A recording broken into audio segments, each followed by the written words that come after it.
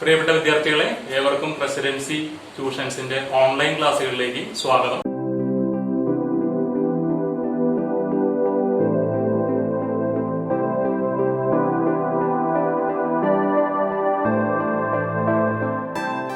നമ്മളിന്ന് ജോഗ്രഫി, ഭൂമിശാസ്ത്രം എന്ന സബ്ജക്റ്റുമായിട്ടാണ് നിങ്ങളുടെ മുന്നിൽ വരുന്നത്.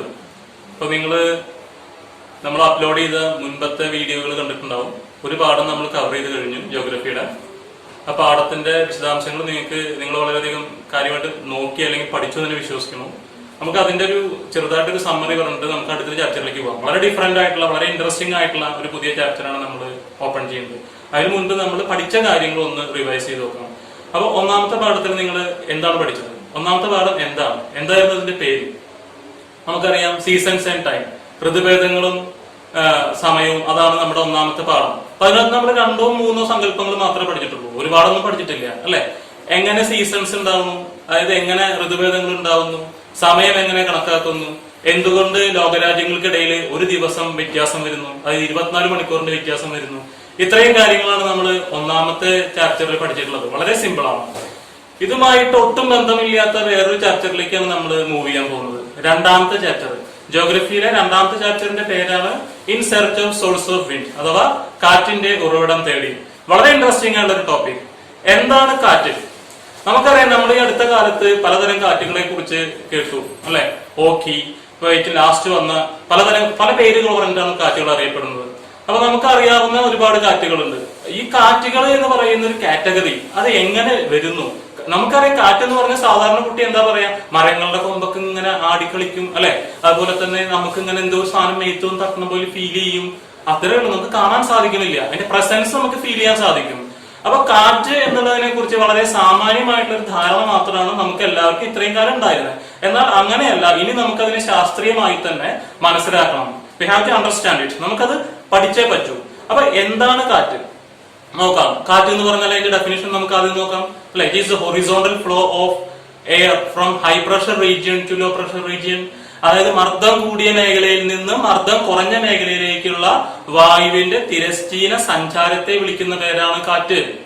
അപ്പോ ഒരു കാര്യം മനസ്സിലായി, കാറ്റ് എന്ന് പറയുന്ന സാധനത്തിന് ശാസ്ത്രീയമായിട്ടുള്ള ഒരു നിർവചനമുണ്ട് അല്ലെ? മർദ്ദം കൂടിയ ഭാഗം, അതായത് ഉച്ചമർദ്ദ മേഖല, മർദ്ദം കുറഞ്ഞ ഭാഗം, അതായത് ന്യൂനമർദ്ദ മേഖല. ഉച്ചമർദ്ദ മേഖലയിൽ നിന്ന് ന്യൂനമർദ്ദ മേഖലയിലേക്കുള്ള തിരശ്ചീനമായ വായുവിന്റെ സഞ്ചാരത്തെ വിളിക്കുന്ന പേരാണ് കാറ്റ്.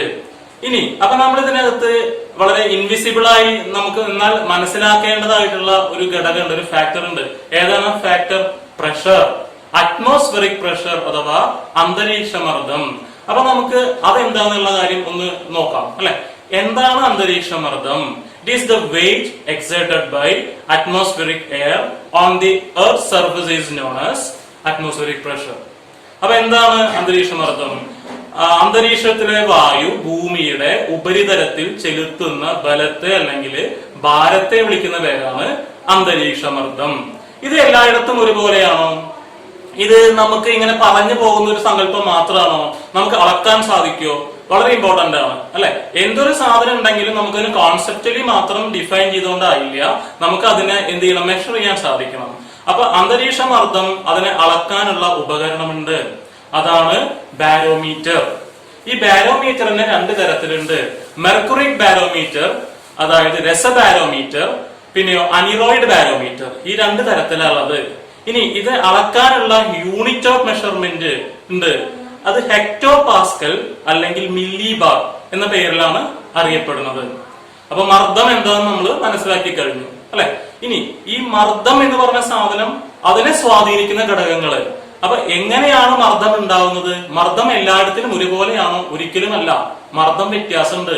മർദ്ദ വ്യത്യാസം ഉള്ളതുകൊണ്ടാണല്ലോ കാറ്റുണ്ടാവുന്നത്. മർദ്ദ വ്യത്യാസം നിങ്ങളൊന്ന് ആലോചിച്ച് നോക്കുക. ഭൂമിയിലെ എല്ലായിടത്തിലും ഒരേപോലെയാണ് പ്രഷർ വിചാരിക്കുക, യൂണിഫോം പ്രഷറാണ് ഫീൽ ചെയ്യുന്നത് വിചാരിക്കുക. എന്ത് സംഭവിക്കില്ല? കാറ്റുണ്ടാവില്ല. അന്തരീക്ഷ വായുവിനൊരു അനക്കം പോലും ഉണ്ടാവില്ല, വളരെ സ്റ്റില്ലായിട്ട് നിൽക്കും. അപ്പോ നമ്മള് ഇടതടവില്ലാതെ എക്സ്പീരിയൻസ് ചെയ്തുകൊണ്ടിരിക്കുന്ന ഒരു അറ്റ്മോസ്ഫിയറിക് ഫിനോമിന അഥവാ അന്തരീക്ഷ പ്രതിഭാസമാണ് കാറ്റ്. അപ്പൊ ഈ കാറ്റ് ഉണ്ടാവുമ്പോ ഇനി നിങ്ങൾ ചിന്തിക്കണം, 2 മേഖലകൾ തമ്മിലുള്ള മർദ്ദ വ്യത്യാസം അഥവാ പ്രഷർ ഡിഫറൻസ് ആണ് കാറ്റുണ്ടാവാനുള്ള കാരണം. അപ്പൊ ഭൂമിയില് എല്ലായിടത്തും കാറ്റ് ഉണ്ട്, അതിന്റെ അർത്ഥം എന്താണ്? മർദ്ദവ്യത്യാസമുണ്ട്, പ്രഷർ ഡിഫറൻസ് ഉണ്ട്. അപ്പൊ ഈ പ്രഷറിനെ സ്വാധീനിക്കുന്ന ഘടകങ്ങളാണ് നമ്മൾ അടുത്തതായിട്ട് ചർച്ച ചെയ്യാൻ പോണത്. So factors affecting atmospheric pressure. 3 ഘടകങ്ങളാണുള്ളത്. 3 factors ആണ് പ്രഷറിനെ ഇൻഫ്ലുവൻസ് ചെയ്യുന്നത് അല്ലെങ്കിൽ പ്രഷറിന് കാരണമായിട്ട് മാറുന്നത്. ഏതൊക്കെയാണത്? ഒന്ന് ആൾട്ടിറ്റ്യൂഡ് ഓഫ് ദ പ്ലേസ് അഥവാ പ്രദേശത്തിന്റെ ഉയരം.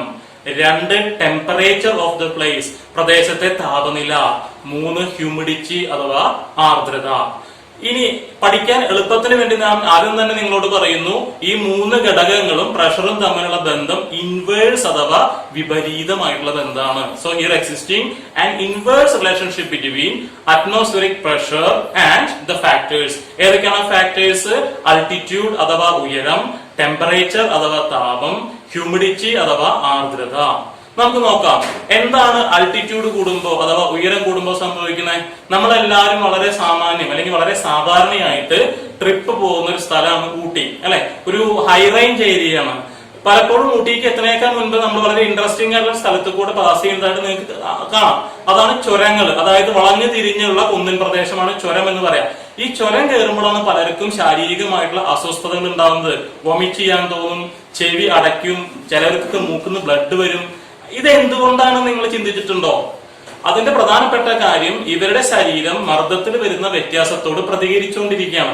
അപ്പൊ നമുക്ക് മനസ്സിലായി, നമ്മൾ താഴ്ന്ന പ്രദേശത്ത് നിന്ന് ഉയർന്ന പ്രദേശത്തിലേക്ക് യാത്ര ചെയ്യുമ്പോൾ അല്ലെങ്കിൽ സഞ്ചരിക്കുമ്പോൾ നമ്മുടെ ശരീരത്തിൽ ഉണ്ടാകുന്ന അസ്വസ്ഥത എന്തുമായി ബന്ധപ്പെട്ടതാണ്? It is related to pressure variation, അതായത് മർദ്ദ വ്യത്യാസവുമായി ബന്ധപ്പെട്ടിട്ടുള്ളതാണ്.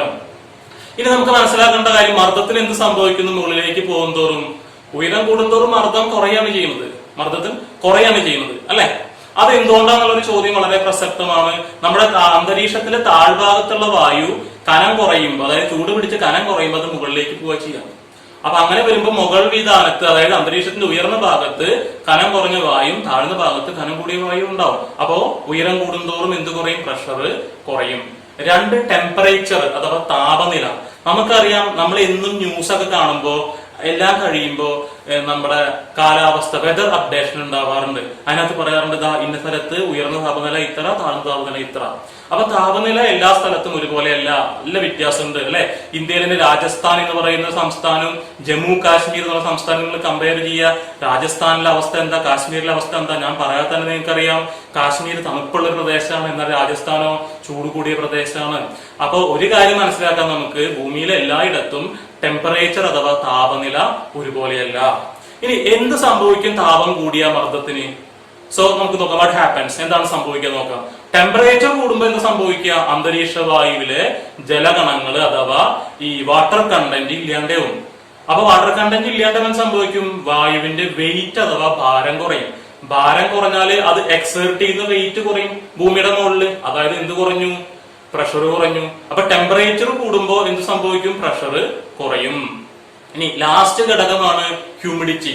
പ്രഷറിനെ ഇൻഫ്ലുവൻസ് ചെയ്യുന്ന അവസാനത്തെ ഘടകമാണ് ഹ്യൂമിഡിറ്റി. എന്താണ് ഹ്യൂമിഡിറ്റി അഥവാ ആർദ്രത? It is the presence of water vapour in atmospheric air. അന്തരീക്ഷ വായുവിലെ നീരാവിയുടെ സാന്നിധ്യത്തെ വിളിക്കുന്ന പേരാണ് ഹ്യൂമിഡിറ്റി അഥവാ ആർദ്രത. നമുക്ക് എല്ലാവർക്കും അറിയാം, നമ്മുടെ വീട്ടിലൊക്കെ സാധാരണ വളരെ കോമൺ ആയിട്ട് ഉണ്ടാക്കുന്ന പല വസ്തുക്കളും, ഇപ്പൊ നമ്മള് അരി അല്ലെങ്കിൽ ചോറ് പാകം ചെയ്യുന്ന സമയത്തിന് നമുക്കറിയാം, കുറെ കഴിഞ്ഞാൽ വെള്ളം തിളയ്ക്കും, വെള്ളം തിളച്ച് നമ്മൾ അരിയിടും, അരി കിട്ടി കഴിഞ്ഞാൽ വീണ്ടും തിളയ്ക്കും. അപ്പൊ ഇങ്ങനെ അന്തരീക്ഷത്തിലേക്ക് ഇങ്ങനെ നീരാവി ഇങ്ങനെ പോയിക്കൊണ്ടിരിക്കുന്നത് കാണാം, അല്ലെ? അപ്പൊ ഏതൊരു വസ്തുവാണോ വായുവിന്റെ മുകളിലേക്ക് സഞ്ചരിക്കുന്നത്, ആ വസ്തുവിന്റെ വെയിറ്റ് വായുവിനേക്കാൾ കുറവാന്നുള്ള കാര്യം നമുക്ക് എല്ലാവർക്കും അറിയാം. അപ്പൊ ഒരു കാര്യം ഉറപ്പാണ്, നീരാവിക്ക് അന്തരീക്ഷ വായുവിനേക്കാളും കനം കുറവാണ്. അപ്പൊ ഒരു പ്രദേശത്ത് നീരാവി വ്യാപിക്കുമ്പോ, അതായത് ഹ്യൂമിഡിറ്റി കൂടുമ്പോ ആ പ്രദേശത്തെ വായുവിന്റെ വെയിറ്റ് കുറയാണ് ചെയ്യുക. അപ്പോ ഹ്യൂമിഡിറ്റി കൂടുമ്പോ എന്ത് കുറയും? പ്രഷർ കുറയും. ഈ 3 ഘടകങ്ങളാണ് പ്രഷറുമായി ബന്ധപ്പെട്ട് വരുന്നത്. നോക്കാം. അപ്പൊ പ്രഷറിനെ അഫക്ട് ചെയ്യുന്ന 3 ഫാക്ടേഴ്സ് ആണ് ഏതൊക്കെ? Altitude of the place, temperature of the place and humidity. ഈ 3ഉം പ്രഷറും തമ്മിലുള്ള ബന്ധം എന്താണ്? ഇൻവേഴ്സ് റിലേഷൻഷിപ്പ് ആണ്, വിപരീത ബന്ധമാണ്. പഠിച്ചു കഴിഞ്ഞു. ഇനി നമ്മൾ മൂവ് ചെയ്യുന്നു, വീണ്ടും ഒരു ചോദ്യം ചോദിക്കുന്നു, is pressure is unique all over the world? ഭൂമിയിലെ എല്ലാ സ്ഥലത്തും പ്രഷർ ഈക്വൽ ആണോ? ഒരേപോലെയാണോ?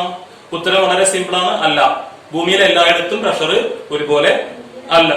എന്നാൽ ചില സ്ഥലങ്ങളില് അന്തരീക്ഷ മർദ്ദം ഒരുപോലെയാണ്, പ്രഷർ സെയിം ആണ്. അങ്ങനെയുള്ള സ്ഥലങ്ങളെ കണക്ട് ചെയ്തുകൊണ്ട് നമ്മൾ വരയ്ക്കുന്ന ഇമാജിനറി ലൈൻസ് ഉണ്ട്. അത്തരം ലൈൻസിനെ വിളിക്കുന്നവരാണ് ഐസോബാർ. എന്താ വിളിക്കുക? ഐസോബാർ.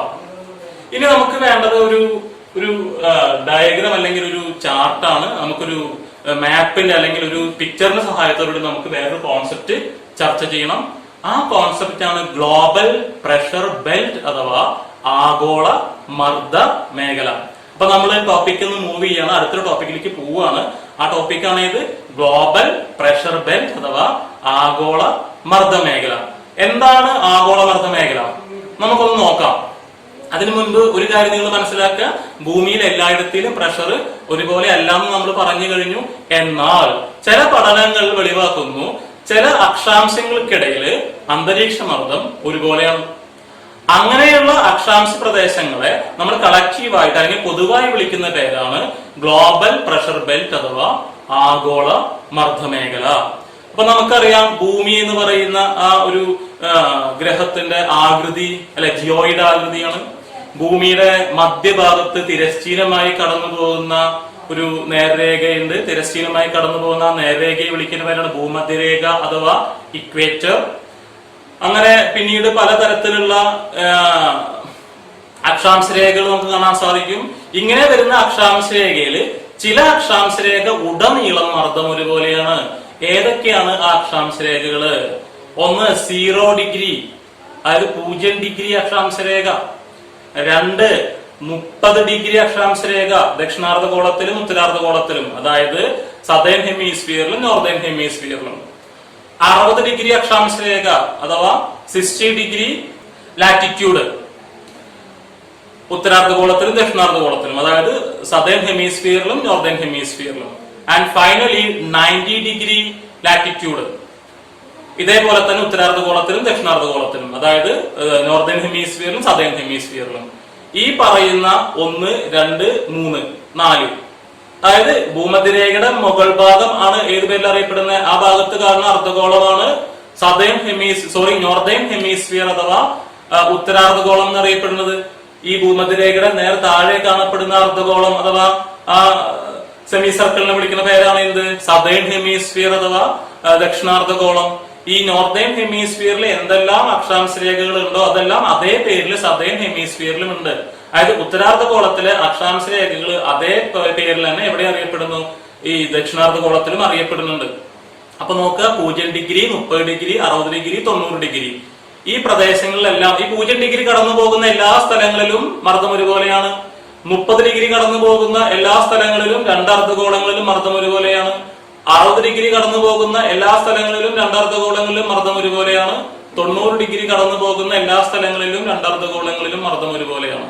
അതുകൊണ്ട് ഈ 0 ഡിഗ്രി, 30 ഡിഗ്രി, 60 ഡിഗ്രി, 90 ഡിഗ്രി ഈ അക്ഷാംശ രേഖകളെ, ഈ ലാറ്റിറ്റ്യൂഡ്സിനെ നമ്മൾ കോമൺ ആയി വിളിക്കുന്ന പേരാണ് എന്ത്? Global pressure belt. ഇനി ഇതിന് നമ്മൾ പേര് കൊടുക്കുന്നുണ്ട്. വളരെ ഇൻട്രസ്റ്റിംഗ് ആണ് പേര് കൊടുക്കുന്നത് അല്ലെ. എന്തൊക്കെയാണ് ഇത് അറിയപ്പെടുന്ന പേര്? So they are known as, first one, 0 degree latitude is otherwise known as equatorial low pressure region അഥവാ മധ്യരേഖ ന്യൂനമർദ്ദ മേഖല. നമുക്കറിയാം 0 ഡിഗ്രി. ഈ 0 ഡിഗ്രി പ്രദേശം, അതായത് ഭൂമിയുടെ മധ്യഭാഗത്തേക്കാണ് അത്ര ഏറ്റവും അധികം ചൂട് അനുഭവപ്പെടുന്നത്. അല്ലെങ്കിൽ സൂര്യപ്രകാശം ഏറ്റവും കുറച്ച് ദൂരം സഞ്ചരിക്കുന്നത് എവിടെ എത്താൻ വേണ്ടിയിട്ടാണ്? ഇക്വേറ്ററിൽ എത്താൻ വേണ്ടിയിട്ടാണ്. അപ്പൊ നമുക്കറിയാം സൂര്യപ്രകാശം ഇങ്ങനെ വെർട്ടിക്കലായിട്ട് പതിക്കുന്ന അല്ലെങ്കിൽ ലംബദിശയിൽ പതിക്കുന്ന ആ പ്രദേശത്ത് സൂര്യപ്രകാശത്തിന്റെ ഇന്റൻസിറ്റി അഥവാ തീവ്രത വളരെ കൂടുതലായിരിക്കും. നോർമലി എന്ത് കൂടുതലായിരിക്കും? അപ്പോ ടെമ്പറേച്ചർ അഥവാ താപം കൂടുതലായിരിക്കും. താപം കൂടുമ്പോൾ മർദ്ദം കുറയും എന്ന് നമ്മൾ നേരത്തെ പഠിച്ചിട്ടുള്ളതാണ്. അതുകൊണ്ട് തന്നെയാണ് ഇക്വറ്റോറിയൽ റീജിയൻ ഏത് പേരിൽ അറിയപ്പെടുന്നത്? ഇക്വറ്റോറിയൽ ലോ പ്രഷർ റീജിയൻ അഥവാ മധ്യരേഖ ന്യൂനമർദ്ദ മേഖല എന്നറിയപ്പെടുന്നത്. മാത്രമല്ല ഇവിടെ ചൂട് പിടിക്കുന്ന വായു നേരെ ലംബതലത്തിൽ ഉയർന്നു പൊങ്ങുക ചെയ്യണത്. വെർട്ടിക്കലായിട്ട് ഉയർന്നു പൊങ്ങി എന്ത് ചെയ്യുന്നു? മുകളിലേക്ക് സഞ്ചരിക്കുകയാണ് ചെയ്യുന്നത്. ഇവിടെ എന്തില്ല? ഹൊറിസോണ്ടൽ മൂവ്മെന്റ് ഓഫ് എയർ ഇല്ല. വായുവിന്റെ തിരശ്ചീന ചലനമില്ല. അതുകൊണ്ട് തന്നെ കാറ്റില്ല. കാറ്റ് വളരെ ദുർബലമാണ്, അല്ലെങ്കിൽ വളരെ വീക്കാണ്. അതുകൊണ്ട് ഈ പ്രദേശം അറിയപ്പെടുന്ന പേരാണ് ഡോൾ ഡ്രം. എന്താണ് അറിയപ്പെടുന്നത്? ഡോൾ ഡ്രം അഥവാ നിർവാത മേഖല എന്നാണ് അറിയപ്പെടുന്നത്. ഇനി നമ്മൾ അടുത്ത പ്രഷർ ബെൽറ്റിലേക്ക് പോവാണ്. അത് sub tropical high pressure belt ആണ്. അതായത് ഉപോഷ്ണ ഉച്ചമർദ്ദ മേഖല. 30 ഡിഗ്രി തെക്ക്, 30 ഡിഗ്രി വടക്ക്, അതായത് 30 degree north and 30 degree south. എന്തുകൊണ്ട് ഈ പ്രദേശം ഹൈ പ്രഷർ റീജിയൻ ആയിട്ട് മാറി? നമ്മൾ നേരത്തെ ചർച്ച ചെയ്തിട്ടുള്ള ആ ഇക്വറ്റോറിയൽ ലോ പ്രഷർ റീജിയനിൽ നിന്ന് ഉയർന്നു പൊങ്ങുന്ന വായു ഇങ്ങനെ കറങ്ങി എവിടെ വന്ന് വീണു? 30 ഡിഗ്രിയിലാണ് വന്ന് അടിഞ്ഞുകൂടണേ, ഡെപ്പോസിറ്റ് ചെയ്യപ്പെടുന്നത്. അപ്പൊ വായുവിന്റെ വോളിയം കൂടുമ്പോൾ എന്ത് സംഭവിക്കും? ഏതൊരു വസ്തുവിന്റെ ആണെങ്കിലും അളവ് കൂടുമ്പോൾ വെയിറ്റും കൂടും അല്ലെ? അതന്നെ ഇവിടെയും സംഭവിക്കണേ. അപ്പോ വായുവിന്റെ വോളിയം അഥവാ അളവ് അവിടെ പ്രസൻസ് അവിടെ കൂടുതലാണ്. അതുകൊണ്ട് 30 ഡിഗ്രി രണ്ട് അർദ്ധഗോളങ്ങളിലെയും 30 ഡിഗ്രി ലാറ്റിറ്റ്യൂഡ് അഥവാ അക്ഷാംശ രേഖ എന്തായിട്ട് മാറി? ഹൈ പ്രഷർ റീജിയൻ ആയിട്ട് മാറി. അത് ട്രോപ്പിക്കൽ റീജിയനോട് അടുത്താണ് കിടക്കുന്നത്. It is very nearly to the tropical region. എന്നാൽ ട്രോപ്പിക്കൽ റീജിയൻ അല്ല. അതുകൊണ്ട് നമ്മൾ അതിനെന്ത് വിളിക്കും? സബ് ട്രോപ്പിക്കൽ റീജിയൻ അഥവാ ഉപോഷ്ണ ഉച്ചമർദ്ദ മേഖല എന്ന് വിളിക്കും. ഇനി അടുത്തത് മൂന്നാമത്തെ മർദ്ദ മേഖലയാണ് sub polar low pressure belt. എന്താണ് വിളിക്കുക? Sub polar low pressure belt അഥവാ ഉപദ്രവീയ ന്യൂനമർദ്ദ മേഖല. It is situated very near to the polar region. It is not exactly in the polar region. അത് ധ്രുവ പ്രദേശത്തോട് വളരെ അടുത്താണ് കിടക്കുന്നത്, എന്നാൽ പൂർണ്ണമായും ധ്രുവ പ്രദേശത്തല്ല. അതുകൊണ്ടാണ് നമ്മൾ അതിനെ വിളിക്കുന്നത് സബ് പോളാർ റീജിയൻ എന്ന് വിളിക്കുന്നത്. ഇനി എന്തുകൊണ്ട് അത് ലോ പ്രഷർ റീജിയൻ ആയിട്ട് മാറി?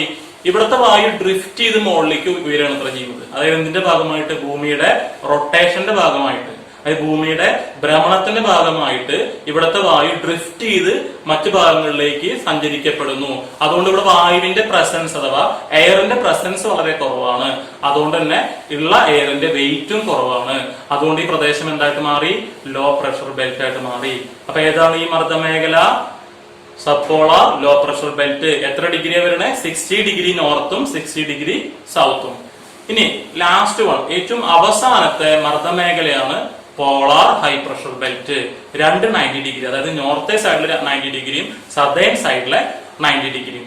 അപ്പോ 90 ഡിഗ്രി ഉത്തരാർദ്ധഗോളത്തിലും 90 ഡിഗ്രി ദക്ഷിണാർദ്ധഗോളത്തിലൂടെയും കടന്നു പോകുന്ന അക്ഷാംശരേഖ ഏത് പേരിൽ അറിയപ്പെടുന്നു? പോളാർ ഹൈ പ്രഷർ ബെൽറ്റ് അഥവാ ധ്രുവീയ ഉച്ചമർദ്ദ മേഖല. നമുക്കറിയാം ധ്രുവ പ്രദേശമാണ് സൂര്യപ്രകാശം ഏറ്റവും ചെരിഞ്ഞ് പതിക്കുന്ന, അല്ലെ, വളരെ സ്ലാൻഡഡ് ആയിട്ട് ചെരിഞ്ഞ് പതിക്കുന്ന ഒരു പ്രദേശമാണ്. സൂര്യപ്രകാശം എത്തിപ്പെടാൻ ഒരുപാട് സമയമെടുക്കുന്നു. അതിന്റെ ഭാഗമായിട്ട് ഇതിൽ ഡിസ്റ്റോർഷൻ, ടെമ്പറേച്ചർ ഡിസ്റ്റോർഷൻ ഉണ്ടാവുന്നു. അതായത് എന്ത് കുറയുന്നു? താപം കുറയുന്നു. താപം കുറയുമ്പോൾ എന്ത് കൂടും?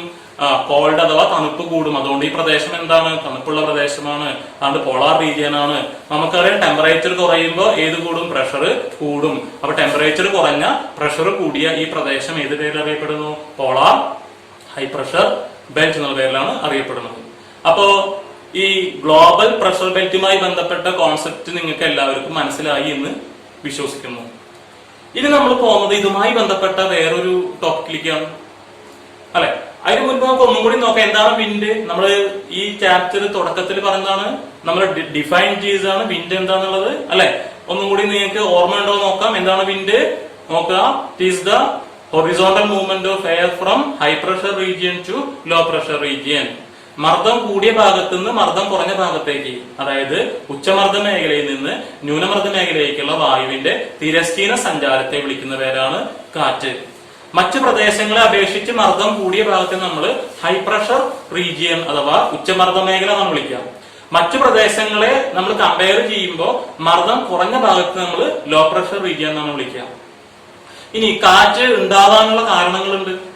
സോ എന്തെല്ലാം കാരണങ്ങൾ കൊണ്ടാണ് കാറ്റ് ഉണ്ടാവുന്നത്?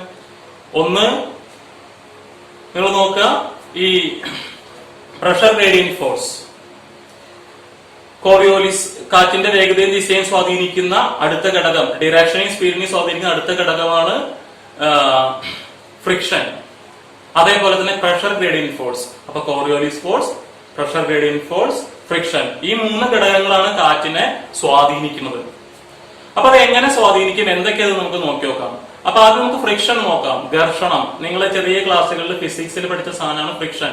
രണ്ട് സർഫേസ് അല്ലെങ്കിൽ രണ്ട് പ്രതലങ്ങൾ തമ്മിൽ പരസ്പരം കോണ്ടാക്ട് ചെയ്യുമ്പോൾ ഉണ്ടാവുന്ന ഒരു തരത്തിലുള്ള ഒരു എന്താ പറയാ റെസിസ്റ്റൻസ് അഥവാ ഒരു തരത്തിലുള്ള ഒരു നമ്മുടെ ഫ്ലോനെ തടയുന്ന രീതിയിലുള്ള ഒരു ഫോഴ്സ് ആണ് എന്ത്? ഫ്രിക്ഷൻ എന്ന് പറയുന്ന സംഭവം, അല്ലെ. നമ്മൾ ഈ ഫ്രിക്ഷൻ കുറയ്ക്കാൻ വേണ്ടിയിട്ടാണ് നമ്മൾ വെള്ളം കോരുന്ന കപ്പിയിലും അതേപോലെ സംവിധാനങ്ങളൊക്കെ ഗ്രീസും എണ്ണയൊക്കെ കൊടുക്കുന്നത്. അപ്പൊ രണ്ട് സർഫേസ് തമ്മിൽ കോണ്ടാക്റ്റിൽ വരുമ്പോൾ ഉണ്ടാവുന്ന ഒരു തരത്തിലുള്ള ഒരു ഫോഴ്സ് ആണ് എന്ത്? ഫ്രിക്ഷൻ. ഈ ഫ്രിക്ഷൻ കാറ്റിന്റെ വേഗതയും ദിശയും സ്വാധീനിക്കും.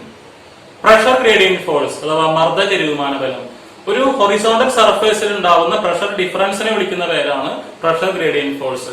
ഇത് സ്ട്രോങ് ആവുമ്പോൾ കാറ്റിന്റെ ഒരു ഫ്ലോ സ്ട്രോങ് ആവും. And last factor is Coriolis effect or Coriolis force. ഇത് ഒരു പുതിയ കോൺസെപ്റ്റ് ആണ്, നിങ്ങൾക്ക് അത്ര പരിചയം ഉണ്ടാവില്ല. നമുക്ക് അതിലൊന്ന് വിശദമായിട്ട് പരിചയപ്പെടാം. എന്താണ് കോറിയോലിസ് ഫോഴ്സ് അഥവാ കോറിയോലിസ് പ്രഭാവം നോക്കാം.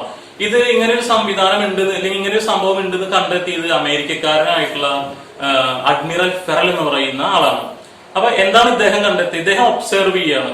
എന്താണ് ഒബ്സർവ് ചെയ്യുന്നത്? കാറ്റുകളെയാണ് ഒബ്സർവ് ചെയ്യുന്നത് അല്ലെ. ഈ കാറ്റുകൾ അല്ലെങ്കിൽ ഇങ്ങനെ ഭൂമിയിലൂടെ സ്വതന്ത്രമായി സഞ്ചരിക്കുന്ന ഈ കാറ്റുകൾക്ക് പക്ഷെ ഇവിടെ സ്വതന്ത്ര സഞ്ചാരത്തിന്, ഇവിടെ ഫ്രീ മൂവ്മെന്റിന് ചില വേരിയേഷൻസ് അഥവാ മാറ്റങ്ങൾ വരുന്നുണ്ട്. അതെങ്ങനെ ഉണ്ടായി എന്നുള്ള കാര്യം, എങ്ങനെ മാറ്റങ്ങൾ ഉണ്ടാവും എന്നുള്ള കാര്യമാണ് അദ്ദേഹം എക്സ്പ്ലെയിൻ ചെയ്യുന്നത് ആളുടെ എക്സ്പെരിമെന്റിലൂടെ. അദ്ദേഹം എന്താ പറയണേ?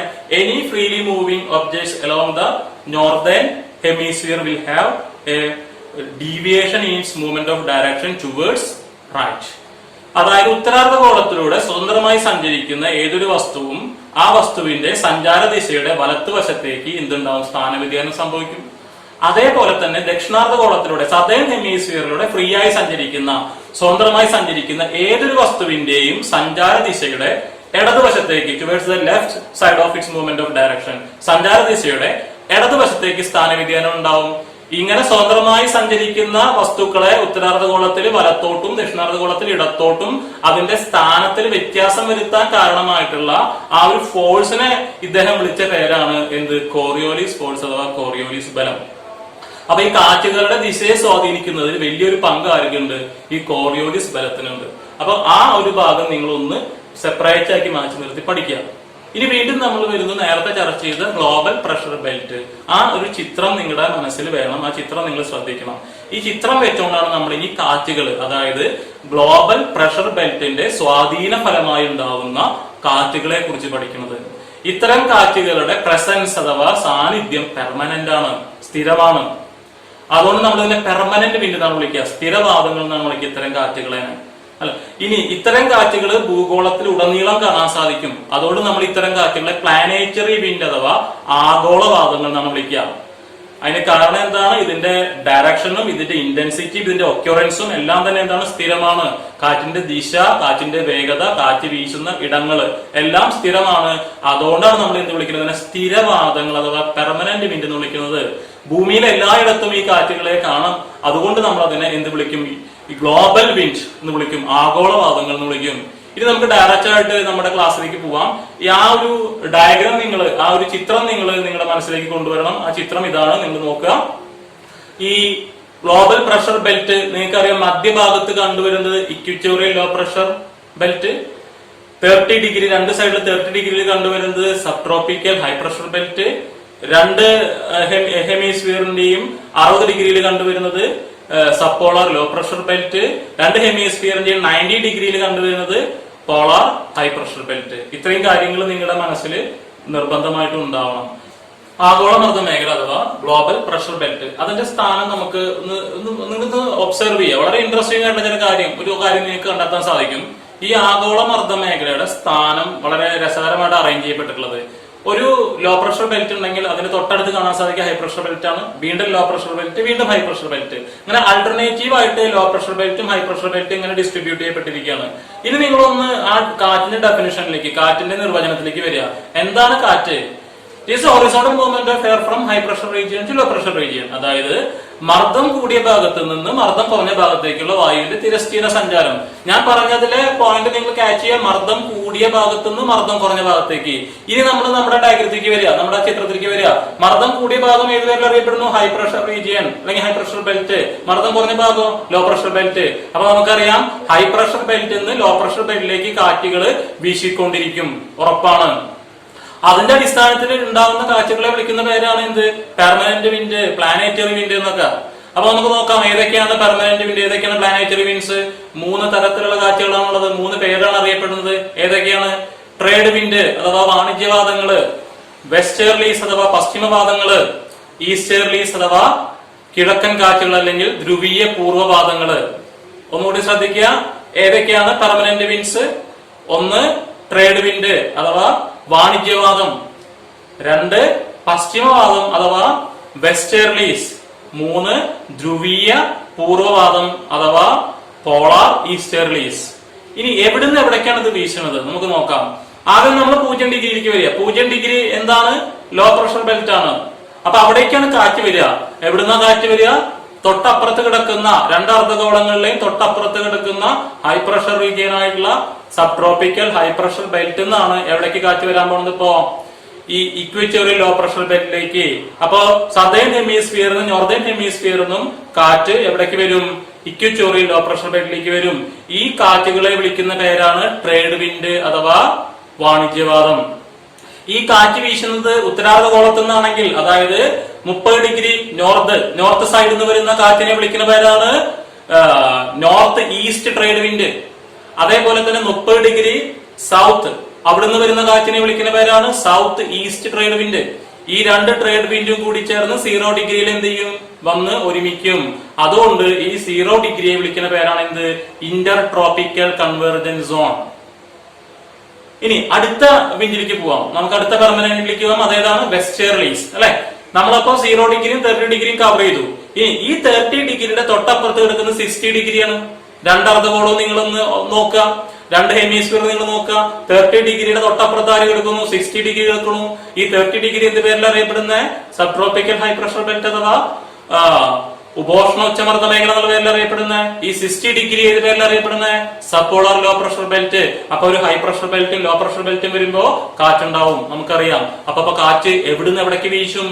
The wind will blow from high pressure belt to low pressure belt. That is from subtropical high pressure belt to subpolar low pressure belt. 2 അർദ്ധഗോളങ്ങളിലെയും സബ്ട്രോപ്പിക്കൽ ഹൈ പ്രഷർ ബെൽറ്റിൽ നിന്ന് സബ്പോളാർ ലോ പ്രഷർ ബെൽറ്റിലേക്ക്, അതായത് ഉപോഷ്ണ ഉച്ചമർദ്ദ മേഖലയിൽ നിന്ന് ഉപദ്രവീയ ന്യൂനമർദ്ദ മേഖലയിലേക്ക് കാറ്റ് വീശും. ഈ കാറ്റുകളെ വിളിക്കുന്ന പേരാണ് എന്ത്? വെസ്റ്റേർലീസ് അഥവാ പശ്ചിമവാദങ്ങൾ. ഈ കാറ്റിന്റെ ഡിറക്ഷൻ അഥവാ ദിശ ഏത് ദിശ എന്നാ വീശണേ? പടിഞ്ഞാറൻ ദിശ എന്നാ വീശണേ. അതുകൊണ്ട് നമ്മൾ എന്ത് വിളിക്കും? വെസ്റ്റേർലി അഥവാ പശ്ചിമവാദം എന്ന് വിളിക്കുന്നു. ഇനി ഈ കാറ്റുകളുടെ എല്ലാം തന്നെ ഇന്റൻസിറ്റി നിങ്ങൾ നോക്കുക. സദേൺ ഹെമിസ്ഫിയറിൽ കാറ്റിന്റെ ഇന്റൻസിറ്റി വളരെ കൂടുതലാണ്. അതെന്താ കാരണം? ഈ കാറ്റിനെ തടയാൻ ഇവിടെ ഫ്രിക്ഷൻ ഉണ്ടാവാൻ കാരണമായിട്ടുള്ള പർവ്വതങ്ങളോ അല്ലെങ്കിൽ അപ്പ് ആൻഡ് ഡൗൺസോ ഒന്നുമില്ല, നിമ്നോന്നമായ പ്രദേശങ്ങളില്ല, സമുദ്രങ്ങളാണ് കൂടുതല്. അതുകൊണ്ട് എന്ത് സംഭവിക്കണു? സദേൺ ഹെമിസ്ഫിയറിൽ കാറ്റിന്റെ തീവ്രത കൂടുതലാണ്. അതുകൊണ്ട് ഈ കാലഘട്ടത്തിൽ സഞ്ചരിച്ചിരുന്ന നാവികന്മാര് ഈ വെസ്റ്റേർലിനെ, സദേൺ ഹെമിസ്ഫിയറിൽ വീശുന്ന ഈ വെസ്റ്റേർലി അഥവാ പശ്ചിമവാദങ്ങളുടെ തീവ്രതയ്ക്കനുസരിച്ച് അവയെ 3 പേരുകൾ പറഞ്ഞു വിളിച്ചു. നമുക്ക് പലർക്കും നമ്മൾ അറിയപ്പെടുന്ന ഒഫീഷ്യൽ നെയിമിനൊപ്പം തന്നെ ഓമനപ്പേരുണ്ടാവും, വീട്ടിലൊക്കെ വിളിക്കുന്ന പേരുകൾ ഉണ്ടാവും. അതുപോലെ ഈ വെസ്റ്റേർലീസിന് അന്നത്തെ കാലത്ത് നാവികന്മാര്, സമുദ്രത്തിൽ യാത്ര ചെയ്യുന്ന ആളുകള് വിളിച്ച 3 പേരുകളുണ്ട്. ഏതൊക്കെയാണ് 3 പേരുകള്? Roaring 40s, furious 50s, shrieking 60s. വളരെ ഇമ്പോർട്ടന്റ് ആയിട്ടുള്ള പേരുകളാണ്. Roaring 40, furious 50, shrieking 60. ഈ 3 പേരിലും അറിയപ്പെടുന്ന കാറ്റ് ഏതാണ്? അപ്പോ വെസ്റ്റേർലിയാണ്. ഇനി ലാസ്റ്റ് കാറ്റഗറി, അവസാനത്തെ വിഭാഗമാണ് ഏത്? പോളാർ ഈസ്റ്റേർലി അഥവാ ധ്രുവീയ പൂർവവാദം. ഈസ്റ്റേൺ ഡയറക്ഷൻ എന്ന് പറഞ്ഞാൽ നമുക്കറിയാം കിഴക്കാണ് അല്ലെ. ഈ കാറ്റ് വീശുന്നത് കിഴക്ക് ദിശയിൽ നിന്നാണ്. ഏത് ദിശയിൽ നിന്നാണോ, ഫ്രം വിച്ച് ഡയറക്ഷൻ, ഏത് ദിശയിൽ നിന്നാണോ കാറ്റ് വീശുന്നത് ആ ദിശയുടെ പേരുമായിട്ടാണ് കാറ്റിന്റെ പേര് നമ്മൾ എന്ത് ചെയ്യാ പറയാ അല്ലെ. പടിഞ്ഞാറുന്ന് വീശുന്ന കാറ്റാണെങ്കിൽ പടിഞ്ഞാറൻ കാറ്റ്, തെക്കുന്ന് വീശുന്ന കാറ്റാണെങ്കിൽ തെക്കൻ കാറ്റ്. അതേപോലെ തന്നെയാണ് വെസ്റ്റേർലി ഈസ്റ്റേർലി നമ്മൾ ഇംഗ്ലീഷിൽ വിളിക്കുന്നു, അത്രയേ ഉള്ളൂ അല്ലെ. അപ്പൊ ഇപ്പൊ എവിടുന്ന കാറ്റ് വീശണേ? 90 ഡിഗ്രി ഉള്ള അല്ലെ, 90 ഡിഗ്രി ഉള്ള ഉത്തരാർദ്ധ ഗോളത്തിലെ അക്ഷാംശ രേഖയിൽ നിന്നും അതേപോലെ 90 ഡിഗ്രി ഉള്ള ദക്ഷിണാർദ്ധ ഗോളത്തിലെ അക്ഷാംശ രേഖയിൽ നിന്നുമാണ് ഇപ്പൊ കാറ്റ് എവിടേക്ക് വീശുന്നത്? 60 ഡിഗ്രിയിലേക്ക് വീശുന്നത് അല്ലെ. 90 ഡിഗ്രി ഉള്ള ഈ പ്രദേശത്ത് നമ്മൾ എന്താ വിളിച്ചേ? പോളാർ ഹൈ പ്രഷർ ബെൽറ്റ് എന്ന് വിളിച്ചേ. 60 ഡിഗ്രി ഉള്ള പ്രദേശങ്ങൾ എന്താ വിളിച്ചേ? സബ്പോളാർ ലോ പ്രഷർ ബെൽറ്റ് എന്നാണ് വിളിച്ചത് അല്ലെ. അപ്പോ ഹൈ പ്രഷർ റീജിയനിൽ നിന്ന് അല്ലെങ്കിൽ ഹൈ പ്രഷർ ബെൽറ്റിൽ നിന്ന് ലോ പ്രഷർ ബെൽറ്റിലേക്ക് കാറ്റ് വീശും. എവിടുന്ന് എവിടേക്ക് കാറ്റ് വീശും? 90 ഡിഗ്രിന്ന് 60 ഡിഗ്രിക്ക് കാറ്റ് വീശും 2 ഹെമിസ്ഫിയറിലും. ഈ കാറ്റിന്റെ ഡിറക്ഷൻ, കാറ്റ് ഏത് ദിശയിൽ നിന്നാണ് വീശണേ? കിഴക്കൻ ദിശയിൽ നിന്നാണ്. കാറ്റ് എവിടുന്ന വീശണേ? ധ്രുവ പ്രദേശത്തു നിന്നാണ്. അതുകൊണ്ട് നമ്മൾ എന്ത് വിളിക്കുന്നതിന്? ധ്രുവീയ പൂർവവാദങ്ങൾ അഥവാ പോളാർ ഈസ്റ്റേർലീസ്. ഈ കാറ്റിന്റെ പ്രത്യേകത ഉയർന്ന തണുപ്പാണ്, അല്ലെങ്കിൽ കോൾഡ് വളരെ കൂടുതലാണ്, തണുപ്പ് വളരെ കൂടുതലാണ്, ലോ ടെമ്പറേച്ചർ ആണ്. അപ്പൊ അതിന്റെ ഇന്റൻസിറ്റിയും വളരെ കൂടുതലാണ്. അപ്പൊ നമ്മൾ ഇത്രയും ചർച്ച ചെയ്ത കാര്യങ്ങളെ ഒന്ന് സമ്മറൈസ് ചെയ്യാണ്. എന്താണ് കാറ്റ് നമ്മൾ പഠിച്ചു. ഈ കാറ്റുണ്ടാവാൻ കാരണമായിട്ടുള്ള മർദ്ദം നമ്മൾ ചർച്ച ചെയ്തു.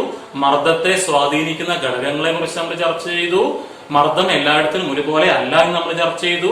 എന്നാൽ ചില സ്ഥലങ്ങളിൽ മർദ്ദം ഒരുപോലെയാണ്. അത്തരം സ്ഥലങ്ങളെ നമ്മൾ ഗ്ലോബൽ പ്രഷർ ബെൽറ്റ് അഥവാ ആഗോള മർദ്ദ മേഖല എന്നാണ് വിളിച്ചത്. ഈ ആഗോള മർദ്ദ മേഖലയിൽ നമ്മൾ ചിത്രസഹിതം പരിചയപ്പെട്ടു കഴിഞ്ഞു. ഒപ്പം തന്നെ കാറ്റ് എന്ന് പറയുന്ന പ്രതിഭാസത്തെ സ്വാധീനിക്കുന്ന അതിന്റെ സ്പീഡിനെ ഡയറക്ഷനെ ഇൻഫ്ലുവൻസ് ചെയ്യുന്ന ഘടകങ്ങളെ കുറിച്ച് നമ്മൾ ചർച്ച ചെയ്തു. അതിന്റെ കൂടെ തന്നെ പുതുതായിട്ടൊരു കോൺസെപ്റ്റ് അഥവാ കോറിയോലിസ് ഫോഴ്സ് അഥവാ കോറിയോലിസ് പ്രഭാവം അല്ലെങ്കിൽ ബലം എന്താണെന്ന് നമ്മൾ ചർച്ച ചെയ്തു. പിന്നെയോ ഈ ആഗോള മർദ്ദ മേഖലയുടെ ഗ്ലോബൽ പ്രഷർ ബെൽറ്റിന്റെ സ്വാധീന ഫലമായി ഭൂമിയിൽ എല്ലായിടത്തിലും കാണപ്പെടുന്ന കാറ്റുകളായിട്ടുള്ള പെർമനന്റ് വിൻഡ് അഥവാ പ്ലാനറ്ററി വിൻഡ്സിനെ നമ്മൾ ചർച്ച ചെയ്തു, അല്ലെങ്കിൽ അതിനെക്കുറിച്ച് നമ്മൾ പരിചയപ്പെട്ടു അല്ലെ. ഇനി അത് ഏതൊക്കെയാണ് നമ്മൾ നോക്കി, ഏതൊക്കെയാണ് ട്രേഡ് വിൻഡ്, വെസ്റ്റേർലീസ്, ഈസ്റ്റേർലീസ്. അപ്പൊ ഇത്രയും ഭാഗങ്ങൾ പ്രിയപ്പെട്ട വിദ്യാർത്ഥികളെ നിങ്ങൾക്ക് എളുപ്പത്തിൽ മനസ്സിലാക്കാൻ സാധിച്ചു എന്നാണ് ഞാൻ വിശ്വസിക്കുന്നത്. നിങ്ങൾക്ക് എന്തെങ്കിലും സംശയങ്ങളോ അല്ലെങ്കിൽ ഏതെങ്കിലും തരത്തിലുള്ള പഠിക്കുന്ന സമയത്ത് എന്തെങ്കിലും ബുദ്ധിമുട്ടുകൾ നേരിടുകയാണെങ്കിൽ സ്ഥാപനവുമായിട്ട് നിങ്ങൾ ബന്ധപ്പെടുക. നിങ്ങളെ സഹായിക്കുന്ന എനിക്ക് വളരെയധികം സന്തോഷമേ ഉള്ളൂ. അപ്പോ ഇന്ന് നമ്മൾ ഇത്രയും രണ്ടാം പാഠത്തിന്റെ ഏതാണ്ട് പകുതിയോളാണ് ചർച്ച ചെയ്യുന്നത്. അടുത്ത ഒരു ക്ലാസ്സോടുകൂടി നമുക്ക് ഈ ചാപ്റ്റർ മുഴുവനായിട്ടും ചർച്ച ചെയ്യാം.